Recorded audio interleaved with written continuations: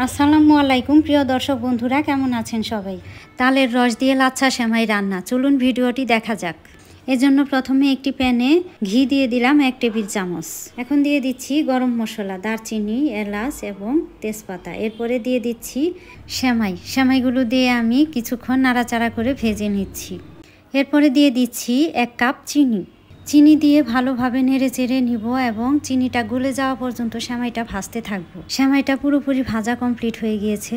এবার অন্য একটি প্যানে 1/2 কেজি দুধ জাল করে ঠান্ডা করে নিয়েছি এবং একটু ঘন করে নিয়েছি। এখন দিয়ে দিচ্ছি এখানে 2 টেবিল চামচ কর্নফ্লাওয়ার, 2 টেবিল চামচের মতো। এখন দিয়ে দিচ্ছি তালের রসটা আগে থেকে জাল করে ঘন পেস্ট বানিয়ে নিয়েছি।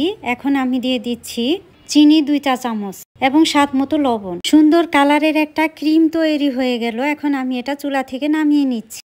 ভেজে রাখা সেমাইগুলো প্লেটে ছড়িয়ে দিচ্ছি এবং এর উপর দিয়ে তালের যে ক্রিমটা তৈরি করেছি সেটা আমি ছড়িয়ে দিচ্ছি। তালের এই লেয়ারটা দেওয়ার পর আমি আবার উপর দিয়ে ভেজে রাখা সেমাই ছড়িয়ে দিচ্ছি। সেমাই এবং এই তালের রসের ক্রিমটা কয়েক ধাপে বা কয়েক লেয়ারে করা যেতে পারে। এখন আমি এই সেমাইগুলোর উপর দিয়ে কিশমিশ ছড়িয়ে দিচ্ছি। এরপরে তালের যে ক্রিমটা ছিল, বাকি ক্রিমগুলো আমি এখন আবারও দিয়ে দিচ্ছি। প্রিয় দর্শক বন্ধুরা, আমার চ্যানেলটিকে সাবস্ক্রাইব করে আমার পাশেই থাকবেন। আর ভিডিওটি কেমন লাগলো কমেন্টস করতে ভুলবেন না। এখন দিয়ে দিচ্ছি চীনাবাদাম কুচি এবং কাজু বাদাম কুচি। আপনারা চাইলে কাঠবাদাম কুচিটাও দিতে পারেন। এই তো তৈরি হয়ে গেল তালের রস দিয়ে লাচ্ছা সেমাই। আজ এ পর্যন্তই। ভালো থাকবেন সবাই, সুস্থ থাকবেন সবাই। আল্লাহ হাফেজ।